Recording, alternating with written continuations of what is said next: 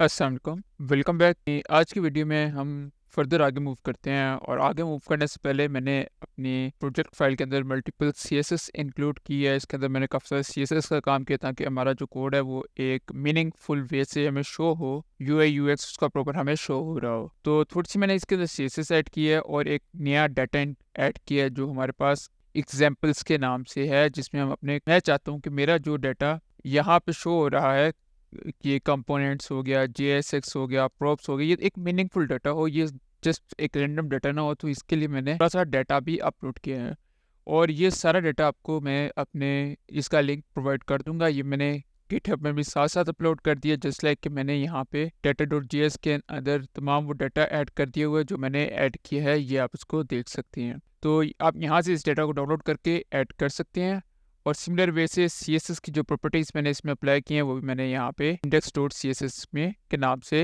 Upload कर दी है। तो फर्दर मूव करते हैं नेक्स्ट। आज की वीडियो में हम एक मीनिंगफुल डाटा जो है वो प्रोवाइड करेंगे अपने इन तमाम बटन्स को, तो हम उसकी तरफ मूव करते हैं।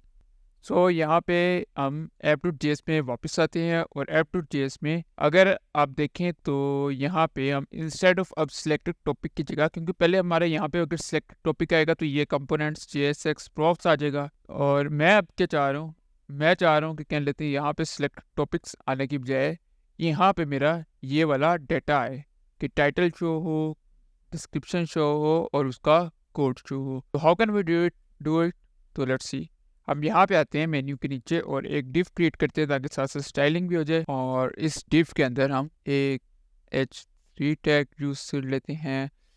फर्दर आपकी मर्जी, आप h3 यूज़ करना चाहें या आप h2 यूज़ करना चाहें, व्हाट्सएवर जो आपको अच्छा लगे। और साथ एक पैराग्राफ हम डिटेल भी डिस्क्रिप्शन भी देना चाह रहे हैं तो वो ऑब्वियसली बात है हमारे पैराग्राफ में आएगी। सिमिलर वे से यहाँ पे हम जो हमारे पास उस एग्जाम्पल से जस्ट लाइक के हमारे पास अगर कंपोनेंट है तो कंपोनेंट का कोड भी शो हो, तो उसके लिए हम यहाँ पे प्री का टैग और उसके अंदर कोड का टैग भी यूज़ करेंगे। और स्टाइलिंग के लिए, इसके स्टाइलिंग के लिए हमारे पास हमारे CSS के अंदर आईडी है टैब कंटेंट के नाम से, आप उसको देख सकते हैं और एक्सेस भी कर सकते हैं वहाँ से जाके, गिटहब से जाके। गिटहब का लिंक साथ डिस्क्रिप्शन में दे दिया हुआ है। तो ये मैंने इसका एक UI क्रिएट कर लिया जिसमें मैं अपने मेरा जो टाइटल आएगा, जस्ट लाइक के ये वाला टाइटल आएगा, टाइटल के अंदर कंपोनेंट्स से डिस्क्रिप्शन आएगी उसकी और कोड आएगा। सो हम फर्दर नेक्स्ट मूव करते हैं। अब हमारे पास जो .data.js की फाइल है जहाँ से हम ऑलरेडी कोर कॉन्सेप्ट्स को अपने एक्सपोर्ट कर रहे थे, अब हम वहाँ से कोर कॉन्सेप्ट्स के साथ साथ हम वहाँ से एग्जाम्पल्स को भी एक्सपोर्ट करेंगे। तो ये हमारी एग्जाम्पल्स हैं और ये हमारे पास कोर कॉन्सेप्ट। तो अभी हम यहाँ पे simple import examples from data.js, alright, और इसके बाद हम इसको यहाँ पे आके यहाँ पे आपने एक चीज़ का ख्याल रखना है कि अगर आपने यहाँ पे कंपोनेंट्स की स्पेलिंग जो लिखे हुए हैं, ये आइडेंटिफायर की जो यहाँ पे स्पेलिंग है कंपोनेंट्स के, JSX के, प्रॉप्स के, सेम स्पेलिंग्स आपके data.js के अंदर इस जगह पे होने चाहिए, जिस लाइक कंपोनेंट्स, JSX, प्रॉप्स और स्टेट्स। ऑलराइट, आपने स्पेलिंग्स का ख्याल रखना है। तो हम app.js में आते हैं और वापस आके अब हमने लेके आना है टाइटल हम कैसे लेके आएंगे? टाइटल आने के लिए हम कर्ली ब्रेसिस के अंदर हमने ये जो हमारे पास टाइटल है वो कहाँ से आएगा? वो हमारे पास आएगा एग्जाम्पल से। एग्जाम्पल के अंदर किस चीज़ का आप कंपोनेंट्स का लेके आना चाह रहे हैं, JSX का लेके आने हैं, प्रॉप्स का लेके आ रहे हैं, स्टेट्स का लेके आना चाह रहे हैं, उसका नाम देंगे। उसका नाम हमारे पास किस फॉर्म में है? उसका नाम कंपोनेंट्स है तो कंपोनेंट्स का नाम हमारे पास सिलेक्टेड टॉपिक की फॉर्म में है। तो बटन हमारे पास है वो सिलेक्टेड टॉपिक है, तो यहाँ पे सिलेक्टेड टॉपिक और डॉट आप टाइटल लेके आना चाह रहे हैं तो डॉट टाइटल।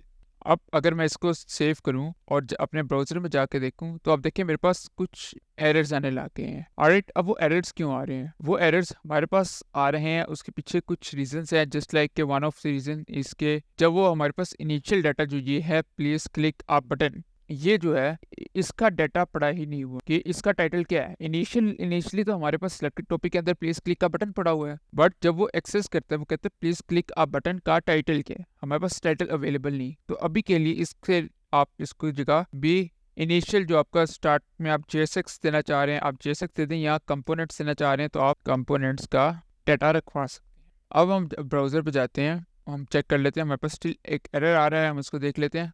अच्छा, एक तो यहाँ पे हम इसको कंपोनेंट्स को भी यहाँ पे कंपोनेंट्स कर देते हैं। फर्स्ट थिंग और सेकंड थिंग हमारे पास यहाँ पे हम देखते हैं क्या इशू आ रहा है।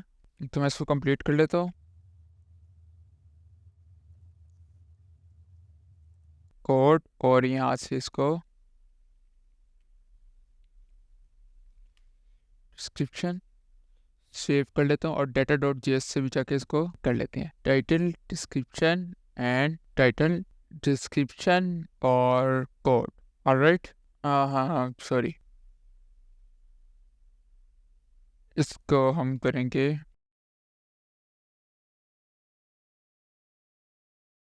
स्टेट और data.js पे भी यही है मेरे पास components JSX props state still issue. तो यहाँ पे अभी किस चीज़ का इशू है, मैं इसको एक बार ट्राई करता हूँ कि रिफ्रेश करके इसको दोबारा सेव करके चेक कर लेते हैं।